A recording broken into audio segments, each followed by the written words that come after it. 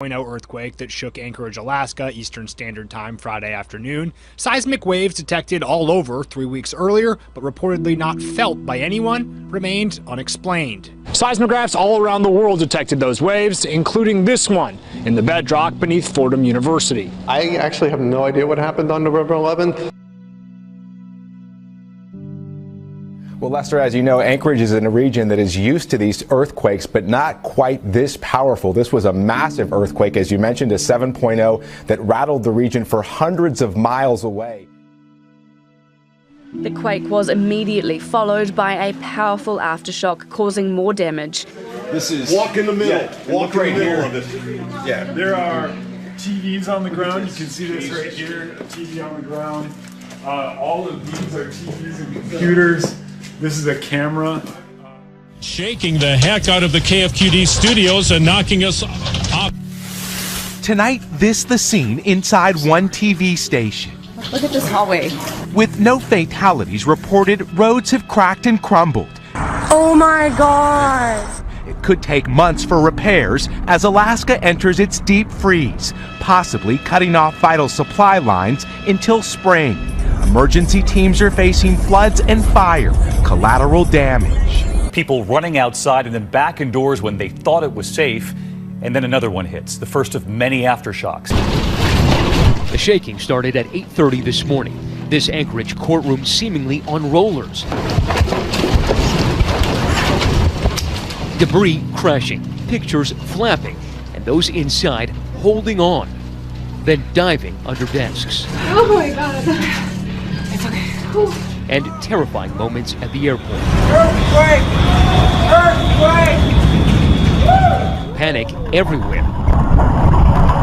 Inside this home, you can hear the rumbling, and this mother frantically searching for her son before grabbing him and rushing to safety.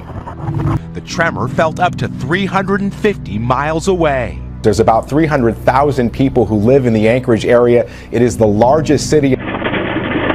Alaska is part of the Ring of Fire region, an area around the Pacific. Photojournalist Nick Swan's camera was rolling as the 7.0 earthquake hit Friday morning. Heavy debris breaking through the ceiling before his steady hand lost its grip. Students dove under desks. A powerful 7.0 earthquake rattling the region for nearly a minute. It struck close to 8:30 a.m. Parts of the historic scenic Glen Highway have reportedly disappeared. I have been here 37 years, and that was the most violent earthquake I have ever felt. It was absolutely terrifying. The quake's epicenter was about 7 miles from Anchorage. Tsunami warnings were issued and then canceled for coastal areas, but not before highways jammed with an already shaken population. Got a house on fire there. 4 hours today as fires erupted from burst gas pipes. Alaska's biggest city seemed completely cut off from the world.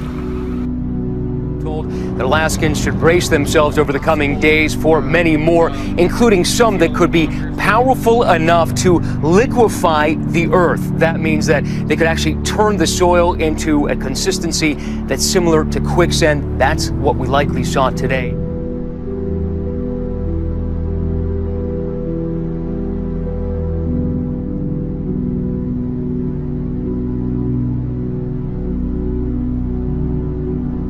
Fordham University Associate Professor of Physics Stephen Holler spoke to us from the seismic station at Fordham University, monitoring seismic activity on campus from a concrete bunker since the Great Depression, and showed evidence of the shaking earth in New York City the station observed on November 11th. The most likely explanation for this one was some sort of volcanic activity, maybe some shifting of magma underneath the surface of the earth, or the collapse of one of the magma chambers. Likely not an underwater eruption like the one pictured in this video from Oregon State University, but perhaps an early indicator of one in the region where those waves appeared to originate, near the island of Mayotte in the Indian Ocean between Madagascar and the rest of the African continent. There's a volcano over there, obviously, but I don't know if it's ready to erupt or not. Holler dismissed theories of asteroids, the supernatural, or an alien spaceship, instead calling the low-frequency waves almost certainly geological in origin. There is a mystery to be solved, but you know, how big of it is, I mean, I don't know.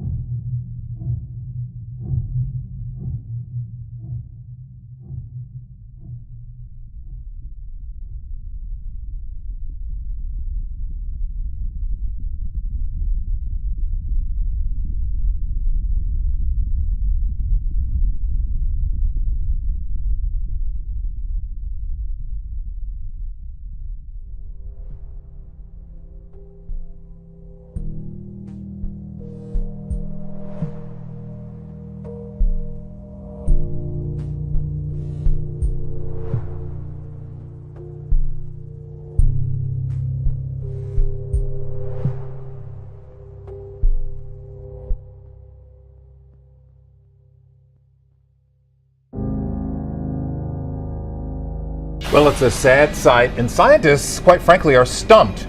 Look at this, more than 100 whales stranded on the beaches of New Zealand. These are pilot whales. They washed ashore over the weekend. When rescue workers finally made it to the remote island, it was too late to save them.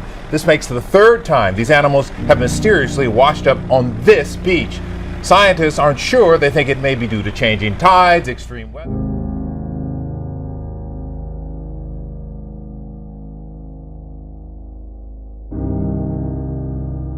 145 whales are dead after becoming stranded on a remote beach.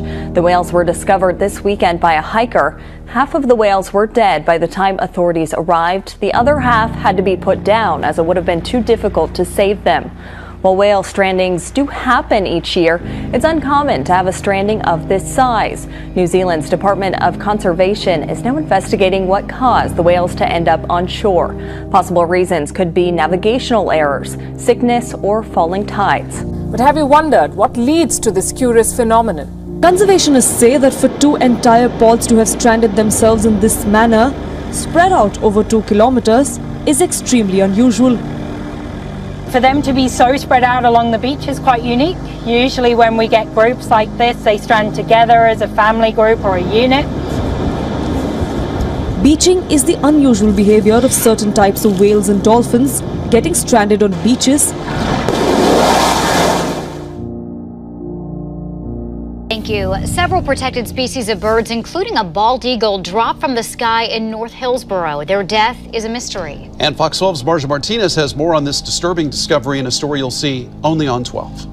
Nearly 24 birds were found dead on this property this past Monday. One of the men who made that discovery tells me that OSP came, picked up the animals, but when we arrived today, we found 2 more dead birds, one here, another one on the other side of that brick pillar, but we still don't have the answers as to what's killing them. An adult, it has a white head. They don't get their white head until their 5th year. A bald eagle, red-tailed hawks, and various blackbirds all found dead on this field across from Ligman Lighting in Hillsborough. 2 workers stumbled across them while on break.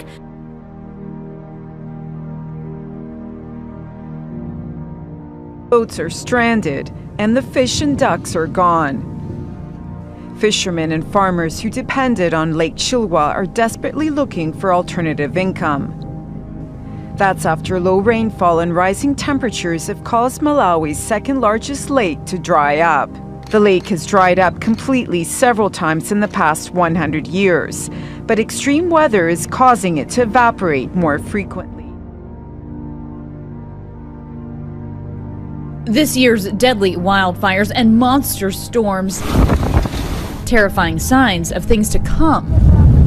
According to tonight's dire new assessment from 13 federal agencies. Government scientists warning the impacts of climate change are intensifying. Climate-related threats to Americans' physical, social, and economic well-being are rising from coast to coast. President Trump, who once called climate change a hoax, has made a priority of rolling back environmental regulations. I'm not denying climate change, but it could very well go back. But the administration's own scientists now say significant immediate action is required. The world will experience more deadly fires, more flooding, and more storms. This, according to a new UN report that finds 2018 will be the 4th hottest year on record. This year is number 4. And there's an expectation that next year we could see again El Nino, which may mean that next year is likely to be warmer than this year has been.